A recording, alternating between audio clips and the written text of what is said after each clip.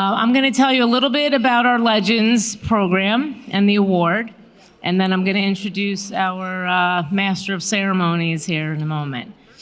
So back in, I think it was 2014, the Educational Trust and DFI talked about a new award. And at the time, the trust chair was David Coleman of Underpinning. And he really wanted something that was super special. And they came up with this Legends Award. And it was to recognize and honor 3 practitioners, because as you know, DFI has engineers, contractors, and manufacturer suppliers. So one from each of those categories who have made significant contributions and advancements to the research, design, construction, manufacturing, and use of deep foundations. And they talked about the qualities that these people would have, right? So they were looking for someone who was a pioneer, some contribution that is a lasting contribution and was a pivotal change in the industry, that they provide legacy to others, that they're exceptional industry leaders, visionaries, and mentors, and that they had technological ingenuity as well, and professionalism, integrity, and character, and that they really made a broad impact on the industry. So the first awards were given at our 40th annual conference in 2015. And at that time, the legends were George Tamaro from USER Rutledge as the engineer, Charles Burkle, who sadly was not there to receive it. He had passed, but he was the contractor legend. And then he's from Burkle, obviously. And the manufacturer supplier was Davide, am I saying that right, John? Davide Trevisani.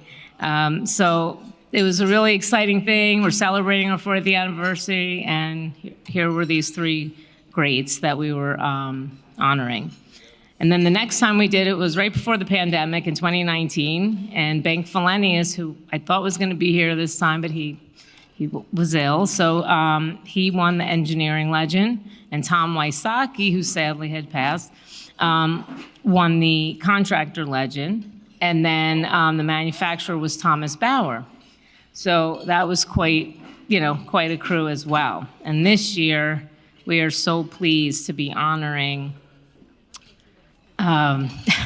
Pete Nicholson as the contractor, Sam Clements as the engineer, and Bjorn Ischebek, no, not Bjorn, I'm sorry, Ernst Ischebek from Ischebek. So Bjorn will be the one accepting on his behalf, and Seth Perlman will be accepting on behalf of Pete Nicholson. But Sam's here, so that's a good thing. So please join me in welcoming Howard Perko. He's from Magnum. He's going to be the Master of Ceremonies. And before I forget, thank you, Schnabel, for sponsoring this dinner.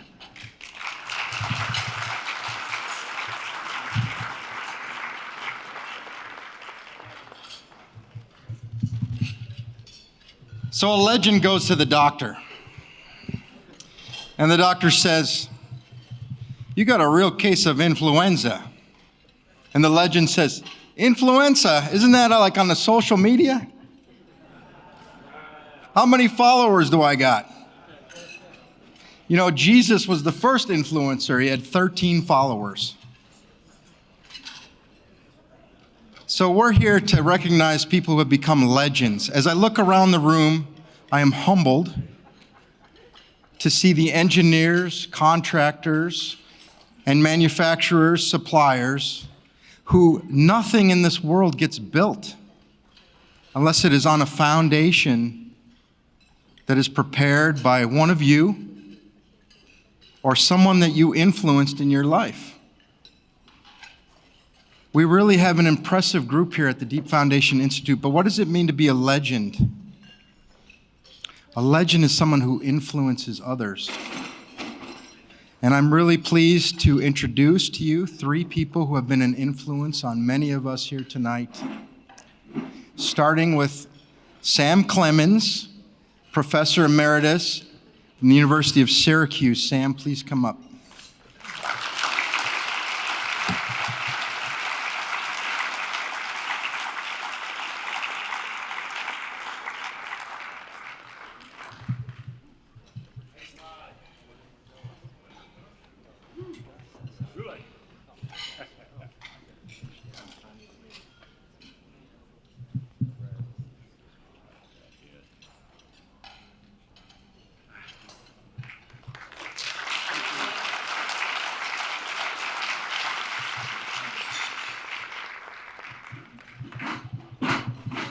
So to tell us a little bit about Sam's life and his contributions, I'd like to introduce our chair of the Helical Pile Committee, Matt Conti.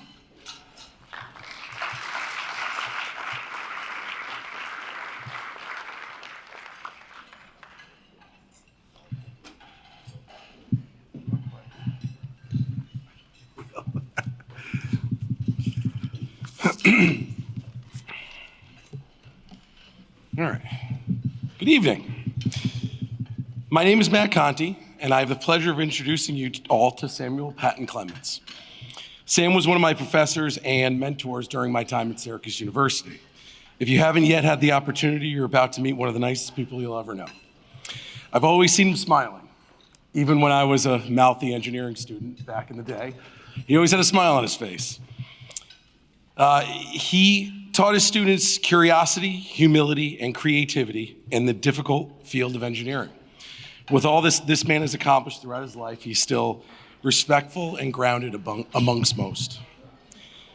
Sam gave his first DFI helical presentation exactly 34 years ago in Baltimore, Maryland. The Helical Piles and Tiebacks Committee was formed in 2001, and Sam was the very first chair of the committee. Having helical technology recognized by an organization like DFI at that time was an accomplishment. I remember the first day I realized exactly how great of an impact Sam had on our industry. I was a year out of college and attending a helical pile seminar. I was sitting towards the back of a room of 100 engineers and a handful of contractors, and the question came up of, did anyone study helical piles in college? I raised my hand, I looked around, and I was the only one with my hand raised. A couple of people asked, well, where'd you go to school? I said, well, went to Syracuse University. Oh, Sam Clements. And I said, how do they know this guy's name? I didn't realize this. So you see, I went back and I looked at a couple helical design manuals, and Sam's name was on every one of them, so he actually was famous. We wouldn't know. Sam is one of those people who does it. He celebrates the accomplishments of those around him. He doesn't walk around and tell you his experience or what he's accomplished. He's there to lift everyone up, not lift himself up. So bear with me. There's a lot of things that he did. I'm gonna go through this presentation, and I hope I get it all right. And if I don't, I'm sure Sam will correct me, just like he did in college. So Sam was born 1939 in Knoxville, Tennessee. And he grew up in Atlanta, Georgia, barefoot and happy, as he says. His education experience at Georgia Tech was challenging and exciting. He was enrolled in the co-op program where he worked one quarter and went to school for one quarter so he could pay for his college. It took him 5 years and he got his bachelor's degree. His mentor and professor at the time, George Sauer, was a wonderful teacher and mentor. He believed in hands-on experience in the field, and George did not tolerate desk-bound engineers who were insisted on not visiting sites. He said that you needed to constantly evaluate projects and field conditions. George advised to always understand the geological background of a site before beginning any project. Sam was drafted by the Army, but in his words, thank goodness, he enlisted in the Navy before they called him up. And in 1963 and 64, he served in the Navy Civil Engineer Corps. He was deployed to Guam, the U.S. Navy base, to repair typhoon damage in 1964. His first experience in the CB battalion was quite challenging. He was in charge of a group of experienced, rough and tough construction workers, as he said, and they were to repair some of this damage. The borings revealed uniform coral deposits, but in reality, they were layers of crystallized coral that made pile driving very difficult. He was then deployed to Da Nang, Vietnam in 1965. He often tells his students that engineering is a challenging profession, and it is a lot more exciting when people are shooting at you.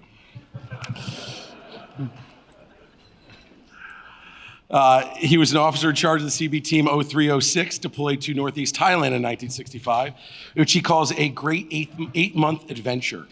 He constructed dams, timber bridge, and got an education on dangerous snakes. Military construction poses many interesting challenges, different from civilian construction. You must use the resources you have on hand, as you can see, moving logs with elephants instead of equipment. Sam tells me that he tried to use the elephants for compaction on the dam, but that didn't work. But he claimed that they deposited organic material, as he said. In 1966, he was transferred to the U.S. Naval Base in Rota, Spain, and that was a great duty station for him. The best part was falling in love with a Navy nurse. The only problem was she outranked him and never let him forget it. That is Sam's longtime wife and companion, Carolyn, in the picture. He returned to Georgia Tech to receive his PhD in 1973 and became assistant professor of the University of Missouri. It must have been foreordained, as he calls it, that he conducted research on helical anchor systems. His first project led to many other projects with excellent support from A.B. Chance, now Hubble Chance in Missouri, which led to his great relationship with Gary Sider, our very own Gary. He was appointed associate professor of the Department of Civil Engineering at Syracuse University in 1977, where he began a research project sponsored by Niagara Mohawk in 1978. He was very fortunate to find a commercial sponsor for this project on helical foundations. They were interested in using helical foundations for transmission towers in remote areas. The professional literature at the time was very limited and really consisted of just proprietary graphs and minor relationships with descriptive soils. The goal of this project was to test anchors in a variety of soil types under short-term and long-term loading conditions and develop sound engineering design criteria. He published the uplift and bearing capacity of helical anchors in soil. The project resulted in numerous publications, professional literature. It was also the basis of many short courses, seminars, and helical foundations. Carl DeZaghi once said, "Engineering is a team sport." Sam says that he had a great team of graduate students, faculty members, colleagues, industry partners over the many years that supported his research. Note the middle picture, that is their long-term test. They used high voltage signs to keep people from touching it. And they didn't have any more vandalism after that. All right, doing it again. Hey. They conducted large-scale lab tests on soil from those field sites. His favorite image is the failure surface with the white grease injected in the clay. He tells me that he wanted to print this and put it in his living room, and his wife did not let him. His funded research on projects and work with engineers at A.B. Chance resulted in several publications to note. His book on uplift and behavior and the uplift capacity of helical anchors in soil. The book on helical anchor foundations was one of the first comprehensive publications on helical foundations that was written at the time. He presented uplift capacity of helical anchors at a conference in 1989 in Rio de Janeiro, Brazil. The paper was the result of the comprehensive analysis of 91 field load tests on helical foundations from his extensive database from A.B. Chance. The tests used had to have sufficient soil profile information to calculate capacity and static analysis. They used the cylindrical shear capacity and the sum of individual bearing plate. Also, the capacity was predicted using torque correlation. They were quite surprised to find that torque correlation method yielded the most accurate results. He mentioned in his conclusions of this book, independent information, which helps to establish the bounds of expected capacity. These findings provided the basis of using installation torque to estimate capacity with helical piles. As he says, in hindsight, the paper should have been published for DFI or ASCE, but he got really excited to go to Rio de Janeiro, so he did that instead. And now we have the KT value, and anyone in the helical pile industry certainly uses that on a daily basis. Helical piles have been used on many applications. This is northern Canada, the Edison pipeline. That is Sam all the way on the right. He tells me that it was so cold he was wearing all of his clothes that he brought with him for the trip. They used helical pile anchors to replace 5,000-pound concrete weights to hold the pipeline down. And you can see here, you have the helical anchors going on each side of the pipe, and then you have that pipe strap that holds it down in place. After that, there were many other advancements in helical pile world. We have the grouted pile that came out shortly thereafter by a Canadian engineer in Vancouver. And since there have been many more advances with the help of Sam's research. This is a exhumed pull-down pile. You can see the ridges of the helical as it goes through the ground. And we now have many, many applications for helical piles in modern times, thanks to pioneers like Sam. The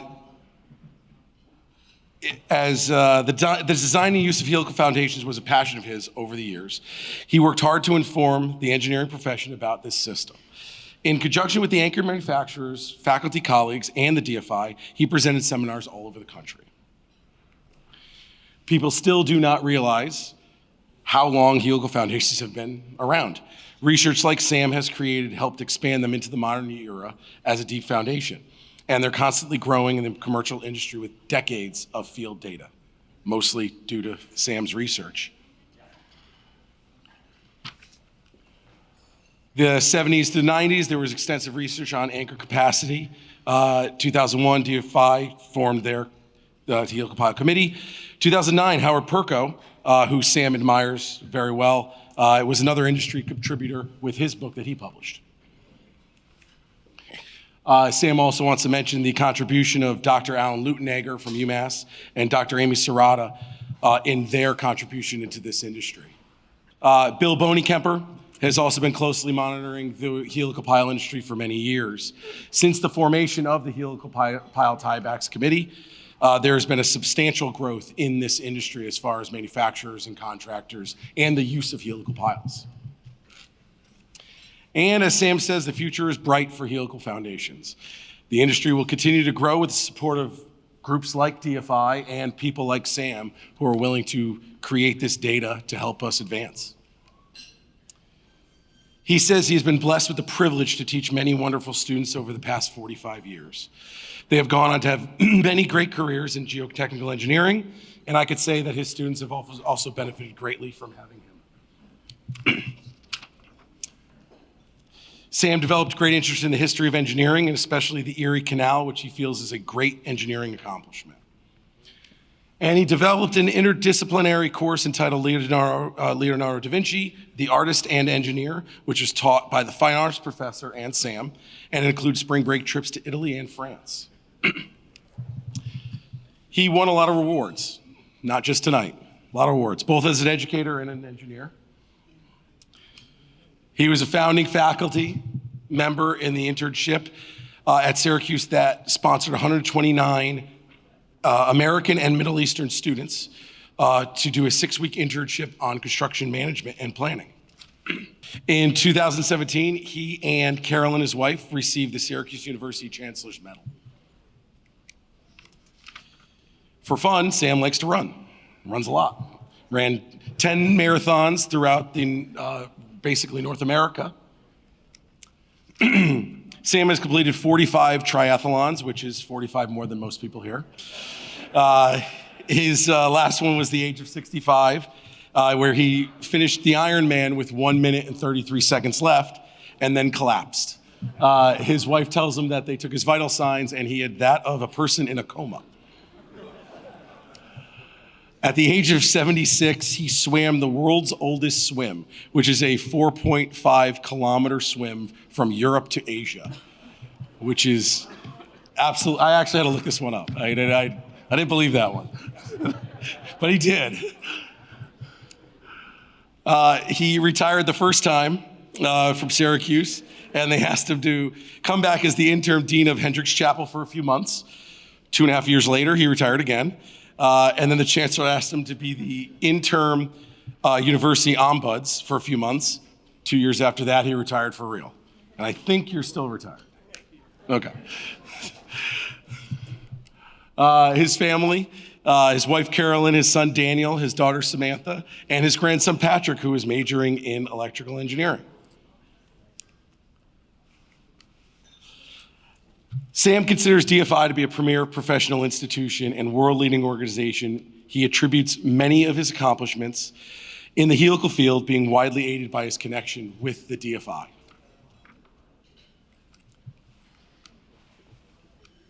Oop, all right. As I mentioned earlier, Sam will not brag about his accomplishments, so I will do it for him. Sam, you have left your mark on the industry that most of us have based our careers on. Everyone in this room can and likely has learned something from you. You have been many things in your lifetime. Tonight, you are now a legend. Congratulations.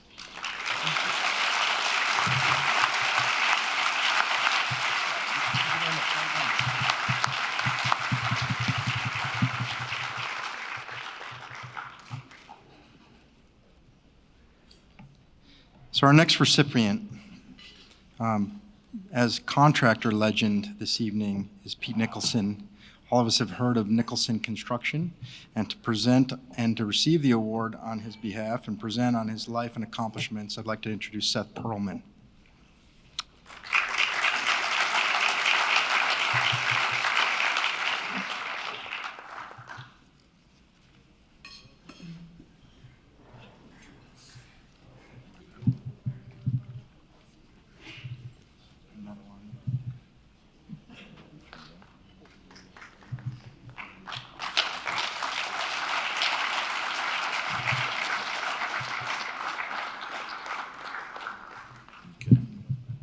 Sam, that's a tough act to follow, but I'll try to do right by Pete here. Let's see if I can get this thing. So what's the secret to this? Okay. So I first met Pete in 3 years before going to work for them in July of 1986. I was working for a concrete company. We were supplying grout for mine grouting, and we were supplying design build precast elements for these new things called anchored walls. Pile and plank anchored walls. And as many of you know, Pittsburgh's pretty hilly, and there was federal money going into a lot of highway jobs, and they were building anchored walls all over town, and Nicholson was building and designing those walls. The DOT would put out specs for design build alternates, and we could kind of do what we wanted to do. And so how did Pete get involved in this business? His father started a piling company in the 50s and worked for the railroad. And he had a brother who worked for the Port Authority. In fact, when George Tomeros, another legend, first started working, he worked for Pete's uncle at the World Trade Center in the 60s, okay? They built the first, I believe Icos was the contractor, now Trevi, but George was working for the owner under Pete's uncle. And I'm sure the uncle had some inspiration for Pete because slurry walls were a little bit newer than pile driving. So in 55, he started this pile driving company out of his house. There was highway work. The GCs hadn't yet figured out this was a specialty business at that point, pretty much. Right? So he was born in 1942. He has a sister, Mary Claire, a brother, Joe. Went to Notre Dame, got a BS in civil engineering. Joined the business in 66 at the age of 24, I guess. He had 3 kids, Maria, Michael, and Dean. And for the first couple years out of school, he worked for the Army Corps of Engineers. He didn't have to go to Vietnam, as you did. Okay. And of course, as all families, and Pete's dad, I don't know if he was from New York or not, but he married a fine lady from New York who came from the restaurant business. And this is a family shot.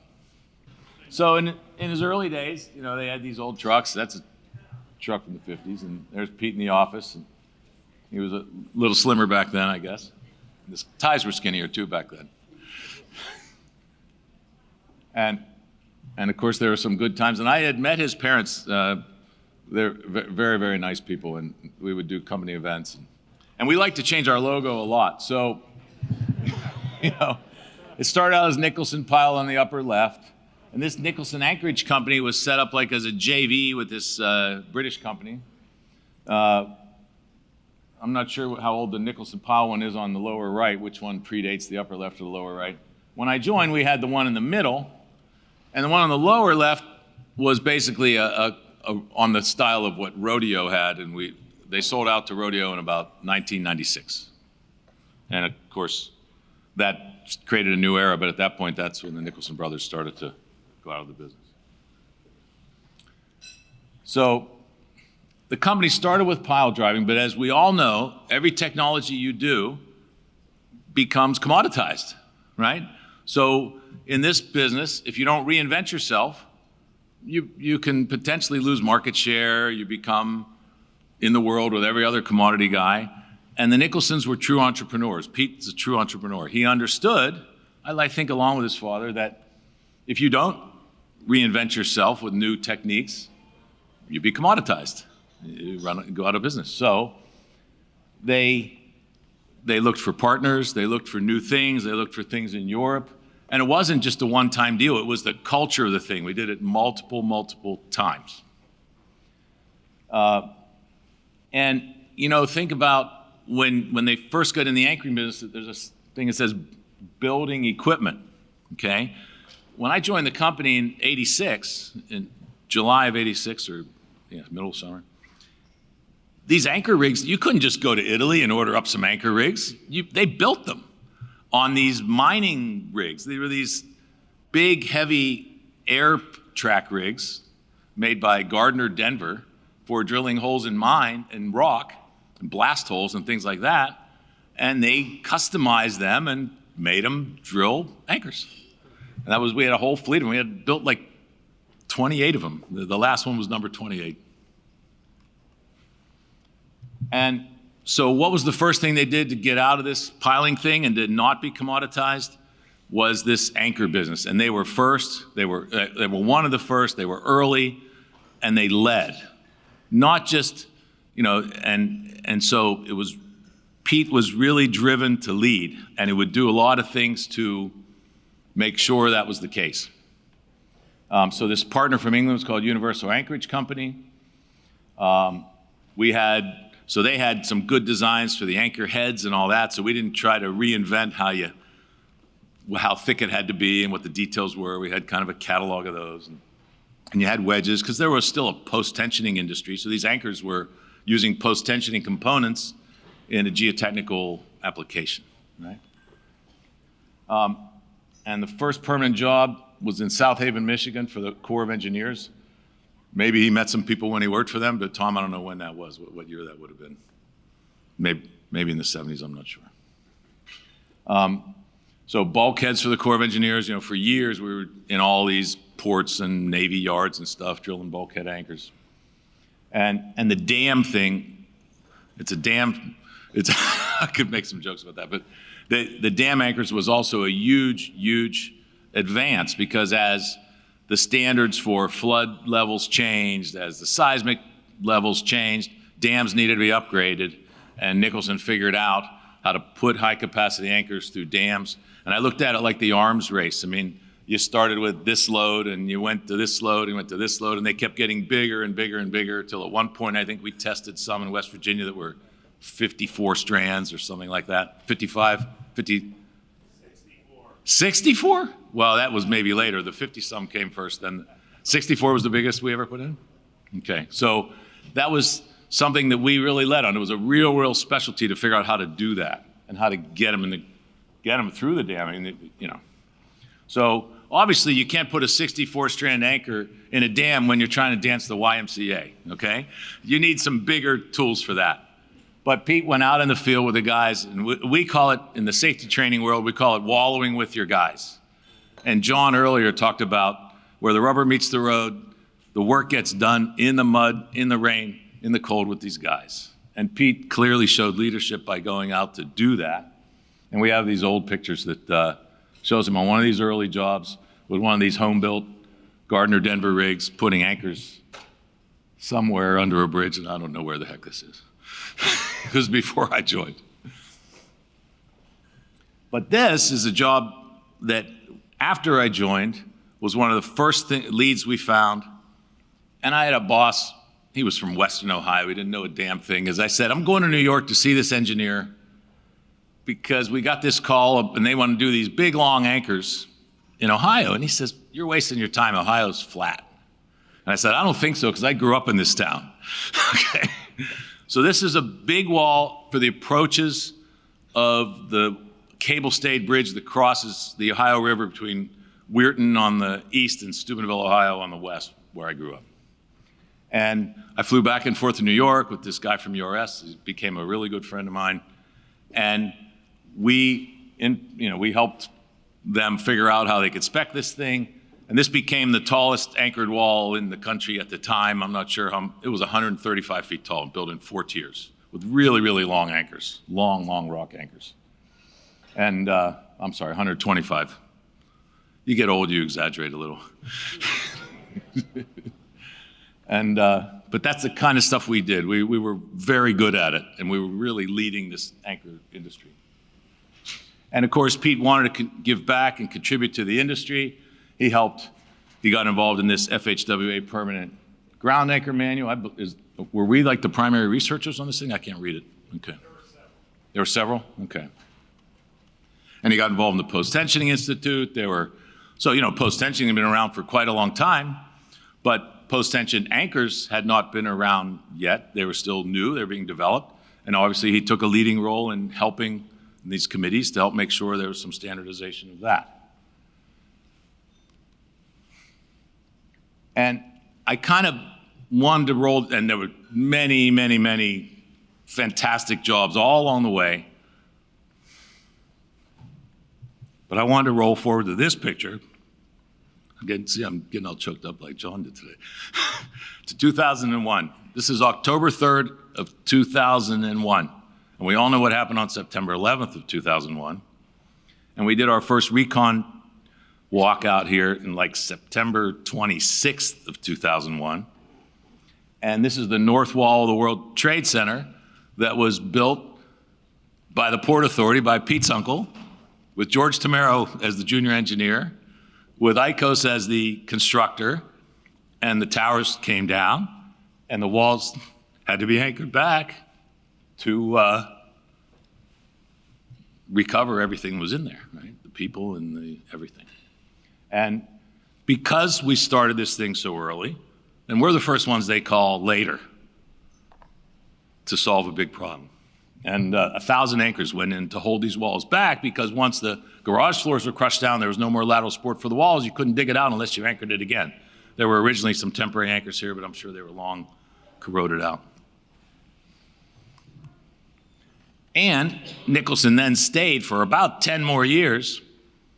And it's that leadership and that ability, putting in tons of micropiles and jet grouting and anchors and all kinds of stuff for all the new construction that went around that. So once we got on that site, it never stopped for quite a long time.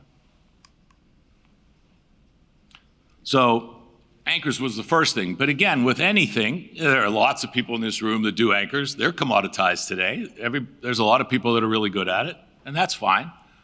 But with small diameter drilling, you need to reinvent yourself again. So Pete was early and first and good at doing micropiles, but we called them pin piles. And I wanted to talk about branding, because Pete was a brand guy, and he was very, very insistent that we called them pin piles. And historically, actually, the first pin pile that we did was not drilled. There's some driven 7-inch steel piles made out of oil-filled casing underneath a parking garage at Station Square across from the Sheraton Hotel, because it was all bony and everything, and they knew they couldn't get bigger piles in, so we drove 7-inch pipe piles to get past all the bony stuff, and they called them pin piles. That was the brand they decided to come up with. And it stuck. And then they started making casing. We had fabrication stuff in the yard. We were threading it ourselves. It was, when I first joined, they had the threading machines and all this stuff before, because these industries weren't set up to service the geotechnical industry yet. If you're first, you got to kind of figure it out. And as the industry developed, and of course there's plenty of guys now that you can call up and say, I want this many pieces this long, but that didn't exist when we first started all this. And we did a bunch of early micropile work. And it was all about VE, about changing designs. And this was only a couple years after I joined. This one on the top was a project I worked on. It's called the Pocomoke River Bridge. And because we knew about anchoring, and they needed to underpin this lift bridge, so the house on the right-hand side had all the mechanisms in it to lift the flying bridge up. And the problem was you had to underpin it, but you had to keep it where it was. So we drilled through the concrete first, put the micropiles in, post-tensioned them, and then grouted them into the bridge, and then cut the post-tensioning. So we preloaded the concrete, right? And you can see another example in, I don't know if that was Orange County, New York, or Orange County, California, frankly. Orange County, New York. So it was another example where we needed to underpin something, and we used the combination of this anchoring knowledge and pin pile knowledge to preload the things. So we were taking, using innovation to try to figure out how to do stuff. And Pete, of course, drove that. I have a saying, I guess I got to squeeze this in somehow. I have a saying that I never met a job I didn't like to change. So when I got there, and that's what we do. We change everything. And the engineers don't like it, but that's okay. And in 1986, when I started, and I had already known Pete, he knew I joined there to be a design engineer, not a construction guy. And he hands me this big fat set of plans for the Vine Street Expressway in Philadelphia. He says, in 2 weeks, we're going to see these guys at Perini in Boston, and we're going to change this job. And it was designed for all these big pile-supported concrete walls with cantilevers on the top. If you ever drive that thing, there's sort of some overhangs on the top of these walls, so it's a little more complex, but no big deal. And you drove 2 rows of sheeting with internal bracing, and then you had to drive a bunch of piles, and then you built the concrete and pull the bracing as you come up. Slow, expensive. And he said, this can be anchored walls. I said, dope this thing out, figure out roughly what the walls would look like. We'll run a price on it once you tell me what it looks like, and you have 2 weeks to do it. And so, and I sat there for 2 solid weeks and colored and figured out, and it was a lot of phases, a lot of ramps and all this. But it sends the message that, okay, so somebody spent 3 years making this set of plans, and in 2 weeks we'll figure out how to change it. He had the guts to know that you could change it, and it's okay. And that's Howard talked about influencing. That's an influence. That's a huge thing that gets in your head that says, I can change any job I want. You just have to have the guts to do it. And you'll piss off a lot of engineers along the way. You will. But it's okay, because innovation is important, and saving the client money is important. So that was something that he really taught me. So, of course, then there's this FHWA micropile manual. A lot of us helped work on that. Tom, John. I sat through meetings. It got a little too technical towards the end, a little too detailed for me. And you know what? And I'm going to say something about this. So we did help with all this. But I'm going to say that once you standardize this thing, then the designs get more expensive.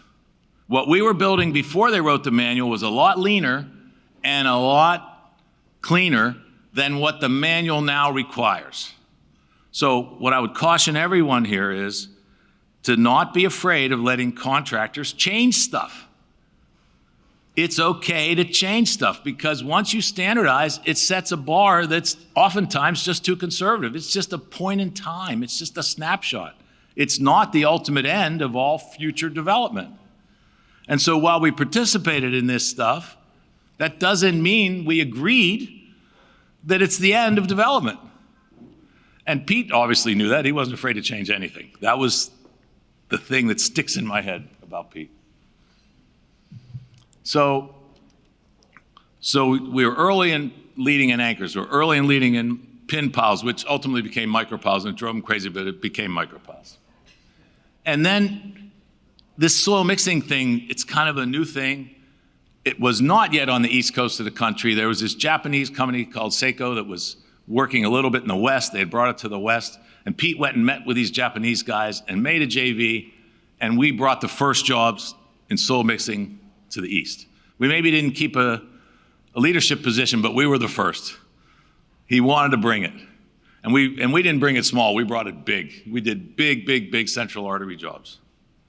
And the first big job we did was a 3,000-foot long cut and cover tunnel on the eastern side of the sunken tube tunnel that crosses the harbor and goes into all the ramps to the airport. And that was all made with soil mixing with Seco. That's what it looked like. And that then takes me to an inspiration that he gave me. I was sitting in his office one day and he said, you know, there's people looking at soil mixing for earth retention and all kinds of, like in blocks to make earth retention. And he's saying, why can't we increase the shear strength of the clay by putting in a bunch of circles of soil mixing and come up with some kind of model to determine what that composite shear strength then looks like with a bunch of elements of soil mixing together with the natural clay.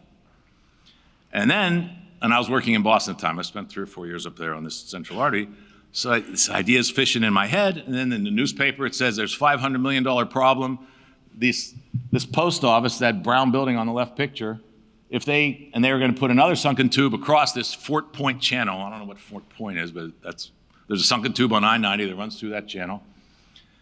And the consultants couldn't figure it out. It was a big bust. It was a mess. And I went to lunch one day in New York, and I said, you know, we're talking with Pete Nicholson, and we have this idea that if you put a bunch of soil mixing in the clay, can you increase the shear strength? And I took Jim Gould to lunch. And Jim Gould was on like the review committee for the central artery. He was sort of there was like a team of high-level consultants helping them, kind of like a third-party commenting committee. I said to him, why can't you mix that to solve this problem? And he liked it. He took it to the people designing the central artery. I got a call within a week. I was up there, and she said, can you come see us on Friday morning? We want to talk about this.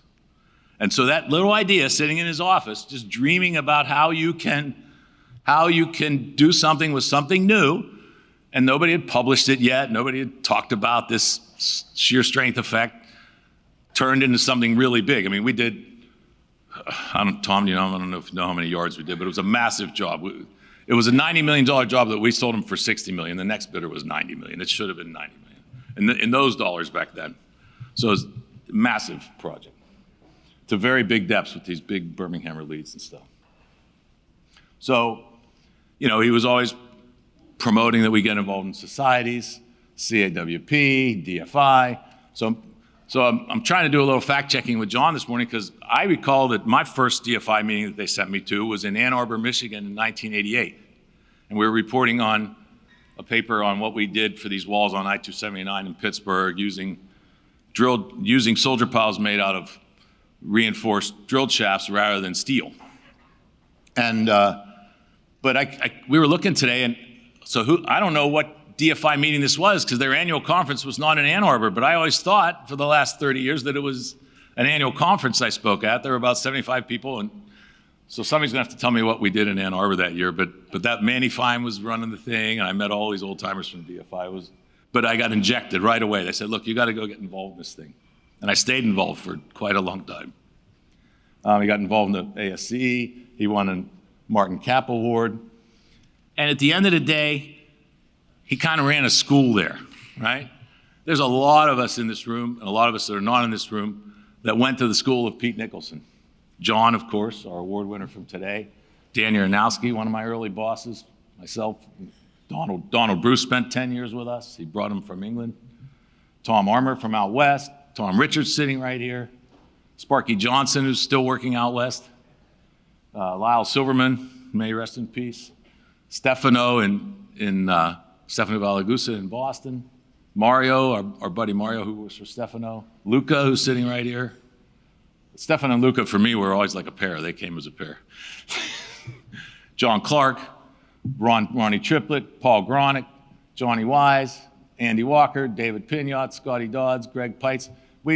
All these guys ended up, they didn't all stay at Nicholson, but they all helped to permeate the industry with people that had some influence from Pete. It was really, Pete's a really cool guy. So in summary, I tried to think, how I could, put it in a short closing, and he was genuine. He really believed in this stuff. He really liked it. He really likes it. And he was clearly an entrepreneur. And when you work for entrepreneurs, you can learn to become an entrepreneur. It's like you're going to get an MBA in entrepreneurialism, only you're doing the work instead, but you're also learning that it's okay to change stuff. Believe me, Pete helped influence that thing. He was also, though, a good listener. You know, sometimes people can be so full of themselves that they just tell you what's going on. And no, Pete would sit and listen. He would have these kind of conversations with you. He always wanted to know what you had to say. He always wants to know it was always an interaction. It wasn't a dictatorial relationship. And another thing I still do today, I'd go in there and I'd show him a bid, I'd show him a design, and he'd say, well, put that aside for a minute. Let's just talk about the geology. How'd that soil get there? What's going on this site? Why are they giving you this pressure diagram? Let's talk about the geology and the nature of these soils. And I do that today I call them my kids, with these junior engineers and reviewing bids and all that. How'd that soil get there thing came from him.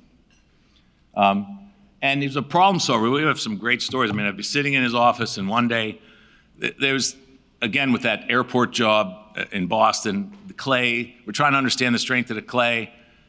He said, well, and we heard about some drilled shafts that were collapsing, and he says, well, we don't need to get it secondhand. Let's just pick up the phone. Let's just call Eric O'Neill at New England Foundations. Let's just figure out why it's collapsing. What did he observe?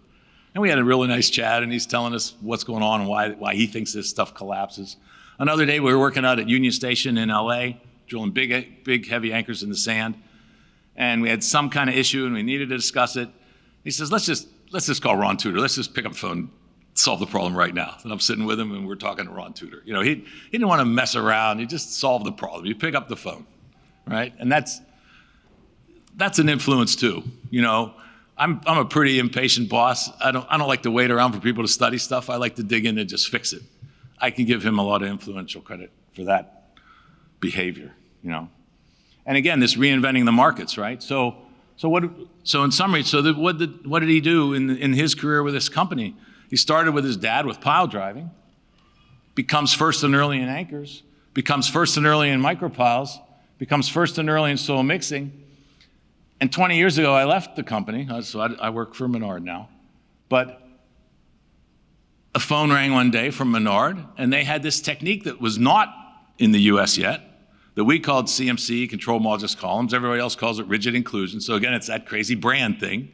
You know, our brand is CMC, and the rest of the world calls them rigid inclusions, to be generic. But we were first and early in the US, and I had the guts to leave Nicholson to go help start this thing with something I thought was really cool, and took a risk because it was okay. You know, and I was already 47 years old. I had family and obligations, but I took a risk on a tiny little company. And I think a lot of that influence came from Pete to have the guts to do it, right? So to me, that's the essence of the man. And I don't know if I have anything else. Yeah, that's it.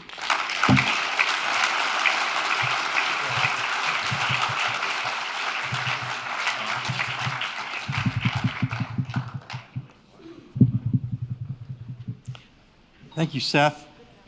So the last but not least legend for this evening, when you think about a manufacturer supplier, everyone knows the name Ischebek.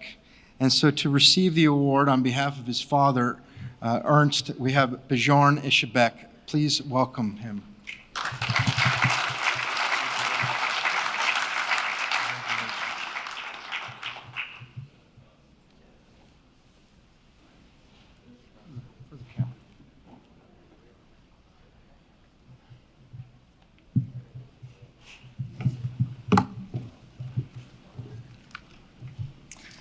Yeah, good evening.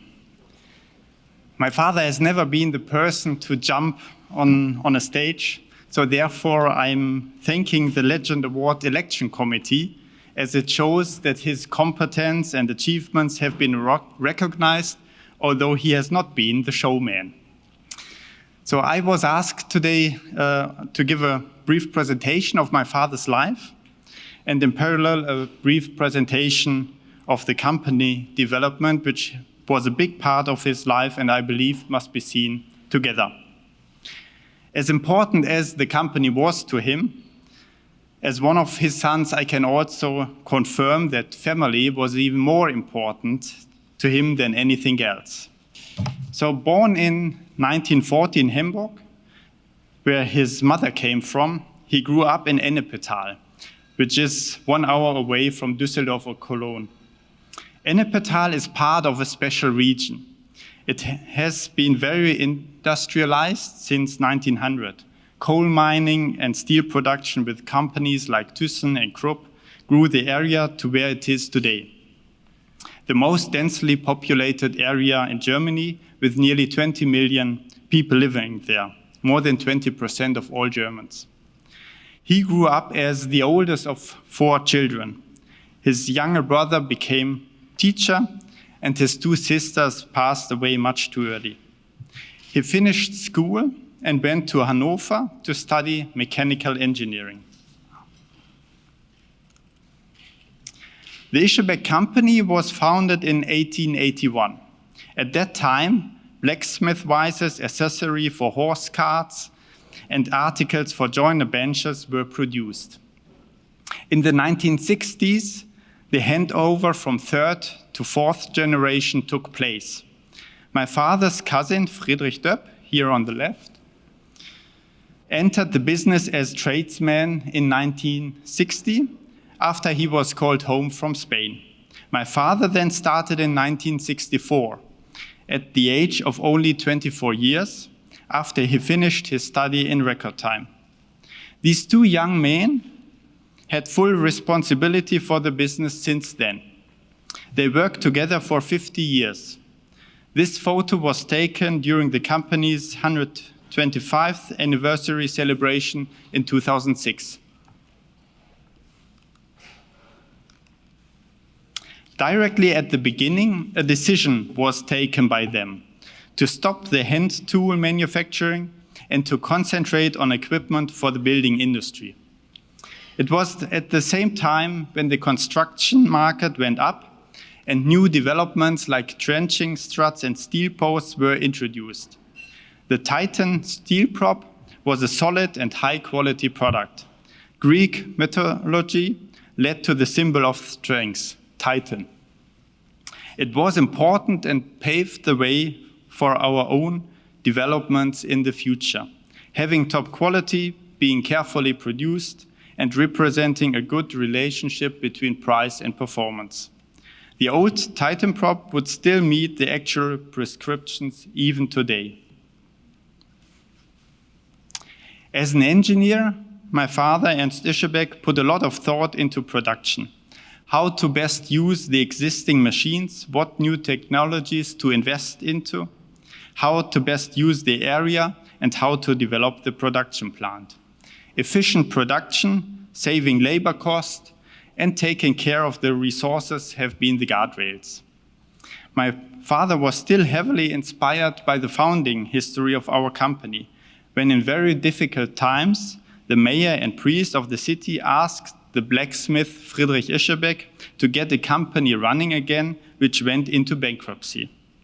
That means the main reason Ischebeck was started was to get people employed, give others opportunities. There was no big innovation, it was all about the people. The message was that we must keep going so that the men in the factory have a place to be. So therefore, we also had to look for products and markets where we can use our production competence and technology. The production competence of forming a thread on a tube has been developed further, and this technique should also become the key for further product innovations.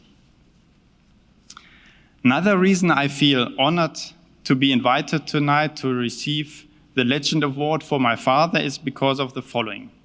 For my father, as a mechanical engineer, civil engineering and especially deep foundation has been something completely new.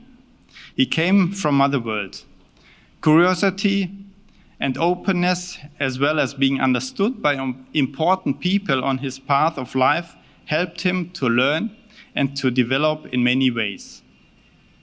Some in the audience know my father and perhaps remember how open and interested he was.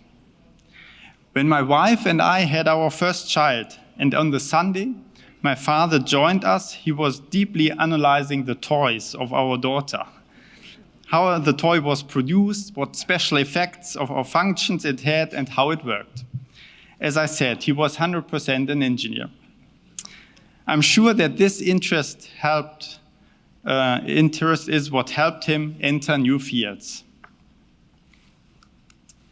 In 1980, my father developed the first construction post from aluminum. This prop was called Titan. The thinking behind it seemed easy. If you use aluminum as a prop with the same weight, it can take 6 times the load. But to achieve this, you must understand the material properties. It does not help to extrude a tube from aluminum and simply replace steel with aluminum. The understanding of material behavior and characteristics are important. As you can see on the photo, a long jack, which is threaded tube from aluminum, is an important part of this prop and creates work in the factory. In addition, this has been the start for building up a second competence. Today we are a certified welding company. During the same time, my parents' 4 children were born. I was the second born, and you can recognize me easily with glasses I've had since childhood. The weekends were mostly used for activities. He loved hiking, and many times we had to tag along. Sometimes a goal on these hikes would have been job sites, not only with our products, but general any site. 40 years ago, you could find these signs. Do not enter. Parents are liable for their children. But the curiosity was always bigger than that, and maybe there was something new to discover. And then there have been these Sunday afternoons where we went with him into the forest to a small creek, and he showed us how to build a dam, stop the water, or guide it somewhere else. There was only one rule for us. As soon as water ran into our rubber boots from top, we had to go home. Many people in our industry came across this scheme before, the tree and its roots. A routine from my father was also to put thoughts on small pieces of paper. This could happen on the hikes, in the sauna, but also when meeting with others. And many Sunday evenings you could find some notepads lying beside the keys, ready to follow up during the next week. Maybe one of the small pieces of paper had been the starting point for the hollow bar development. In 1994, he started looking deeper into the piling, or better micropiling business. Following our archive at that time, solid bars or duckbills have been state of the art. Steel tubes for pile foundations existed as well. His idea was bringing these different ideas together, creating efficiency by using modern production techniques. Imagine if Steve Jobs had not presented the first iPhone, as he did in 2007, but the first hollow bar micropile. He would have said something like, Ischabek has developed what we call the Titan micropile. You know a drill rod, you know a flushing rod, you know a load-bearing element. If you put all this into one, that's a hollow bar micropile. A hollow bar should perform as drill rod, flushing rod, and reinforcement all at the same time. As an engineer, my father invested himself deeply into this new topic and understood the requirements on material properties to the steel tube from all these 3 different applications and manufacturing.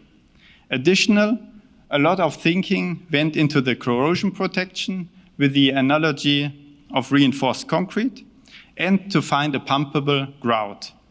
And he had to find a way of producing the hollow bar.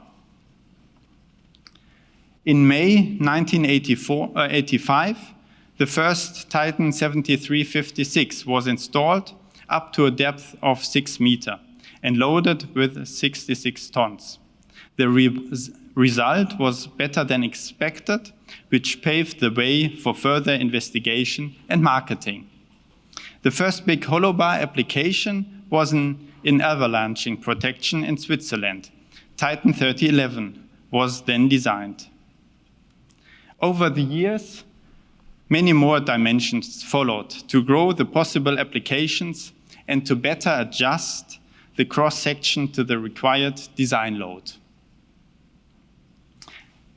In North America, Horst Aschenbroich has been the promoter of the Titan hollow bar. Over the years, until we became a local manufacturer in the United States and built up a geotechnical sales organization as part of Ischebeck USA. Now you can get Bioamerican Titan bars. From the beginning, in 1997, my father supported the IWM, later ISM, organization that pushed a lot for the development of the micropile industry. Donald Bruce on the technical side and Mary Ellen on the organizational worked together with some key people and created a strong group of experts spreading the knowledge. Here we see a photo from ISM workshop in Australia in 2019 of one of the spectacular evening events. In total, 15 workshops have been held over the years with fantastic experience exchanges, technical discussion, and social program. My father enjoyed every single ISM workshop and took a lot from it concerning both knowledge and people. It was part of his DNA. We know him as big-hearted, generous, and compassionate. Just recently, Dan McLean added a comment on LinkedIn about my father and his first meeting with him, and I suggest you all check it. In the photo, you can see my father holding a kitchen timer to keep the time at ISM workshop in London. In 2010, my father proudly accepted the honor of being LITSI lecturer. ISM has also been a forum to talk about developing the technology further and to create industry standards. With the offering we have today in the market, it is more important than ever to define the product and installation correctly. Recommendations and standards can help the individual designer avoid collapses and reduce risks. ISM became a global organization which connects people and overcomes cultural differences. I recommend marking the next workshop event in September 2025 in your calendar and participate. Use the opportunity. Based on the product developments, a growth of the company could be realized, which can be seen by the development of the facility in Ennepetal or the world map, representing the destinations of the Ischebeck Group. This is based on the potential of the innovations my father led the company to. And as you see, not only the company, but also the family has grown. Since this is my father's and his brother's family in 2011, with children and grandchildren. Special thanks from our family, the Ischebeck company, and from myself for giving the Legend Award to my father. It is a great honor to us all. Thank you very much.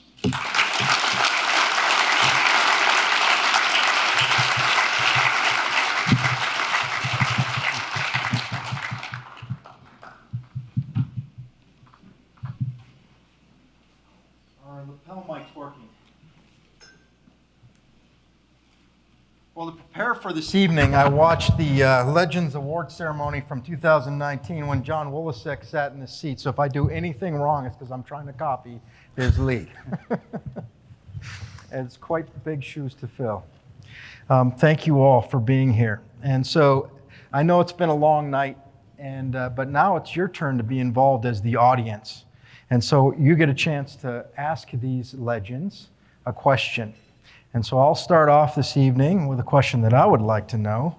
And Seth and I talked about this a little bit before dinner. But from your point of view, what does it take to become a legend for a young person today? You have to be willing to take chances. You have to be opportunistic and be willing to be someone who's willing to try something that isn't already proven by 100 other people first. But it's not just meaning to be irresponsible. It means you have to use basic principles and rely on your engineering knowledge and not just some manual. But with basic engineering, we can invent whatever we want.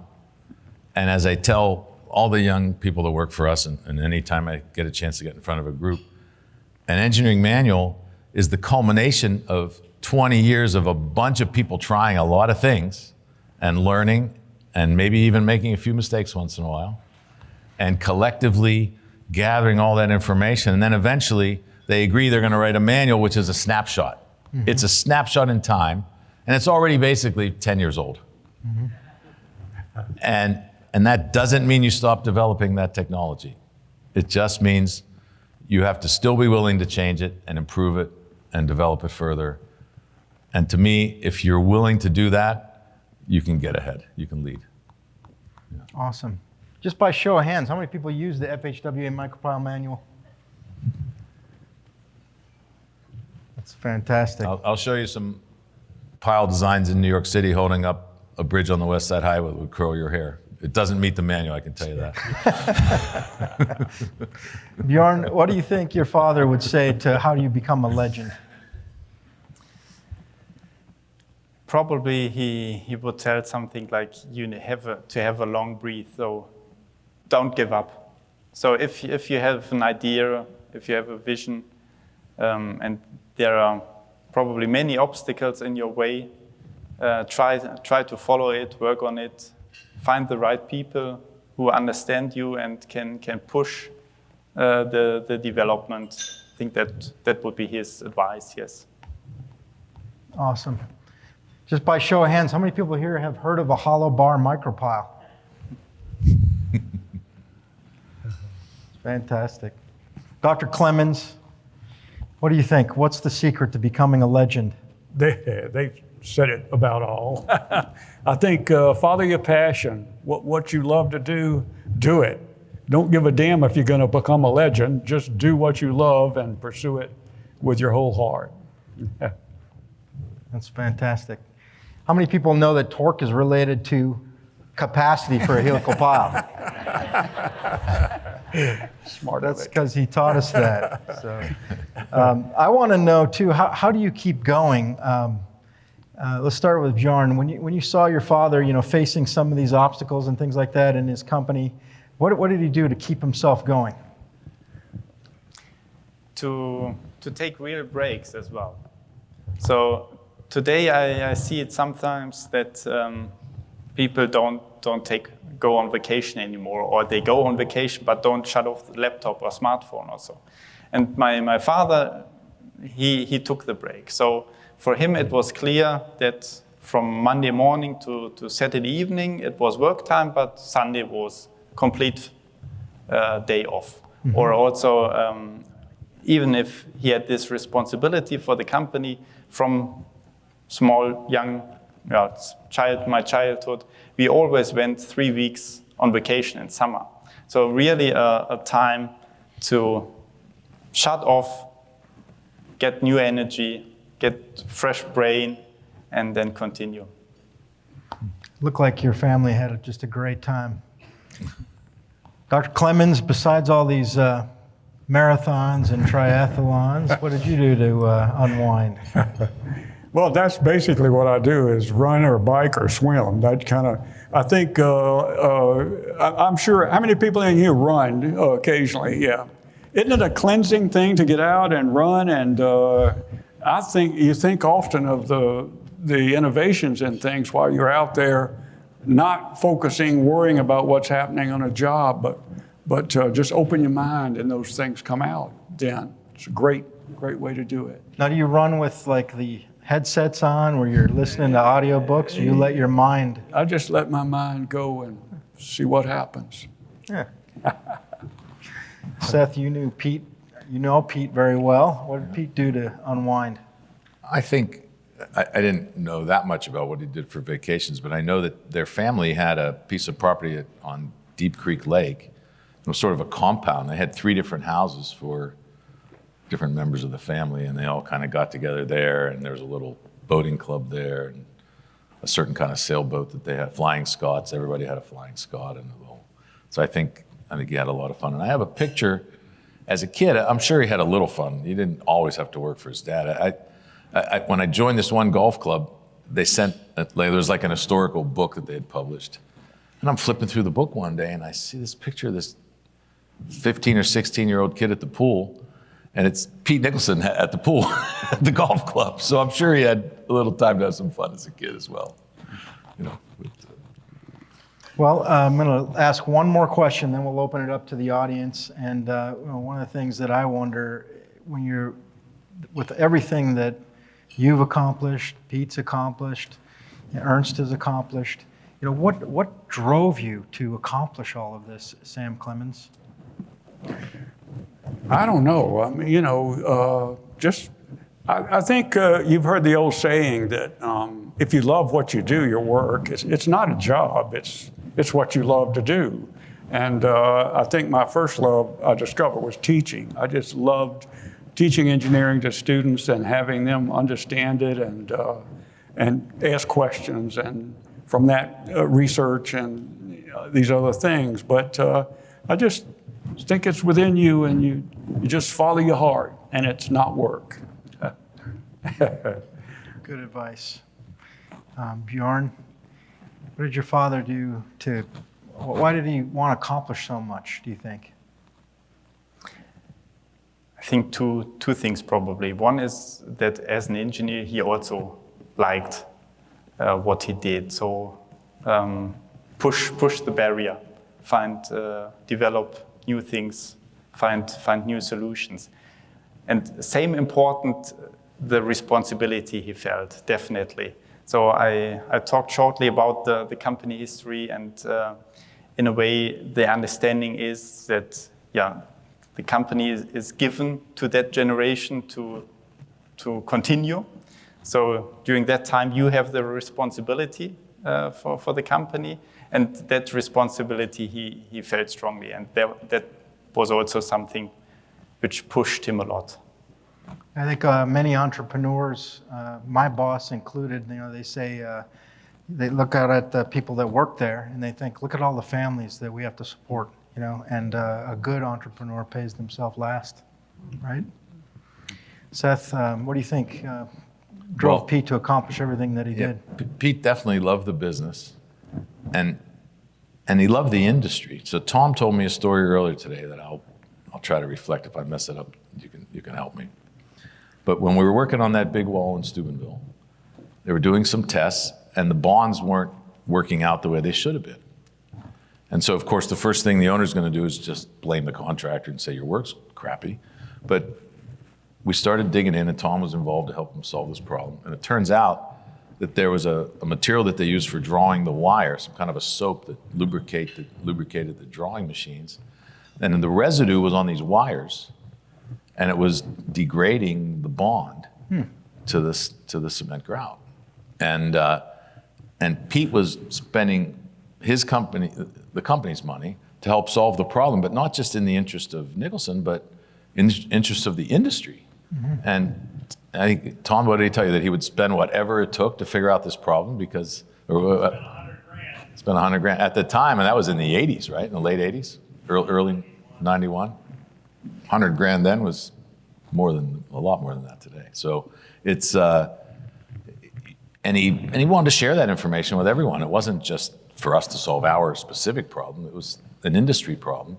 And Tom says apparently they're still seeing evidence of this kind of stuff happening. So the post-tensioning industry needs to clean up their act, and to use a pun, because they need to clean the wires better so it'll bond to the cement. So it's, he was willing to really engage and help the industry because he really, I know for sure he loved this business. So Pete was just a pure pioneer.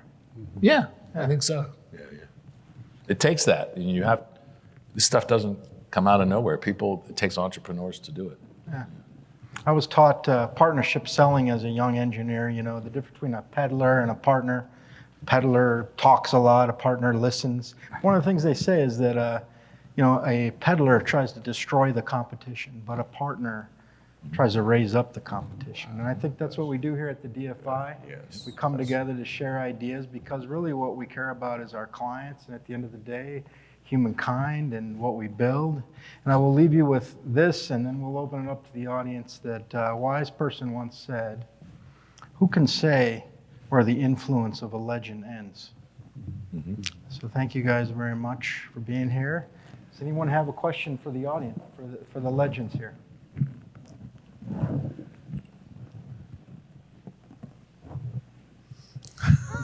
All right, well, we've spent a long can I say evening. something Yes, quickly? you can certainly say something, Dr. Clemens. Very quickly. You know, I know you're all tired and ready to go. So there's the old saying when you're giving a talk, you be brilliant, be brief, and you be gone. So that's what we'll do.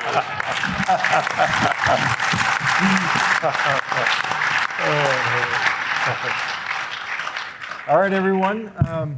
Thank you for coming to tonight's award ceremony and have a great evening. By the way, it's Bill Bonekemper's birthday and he would like everyone to buy him a drink at the bar tonight. So.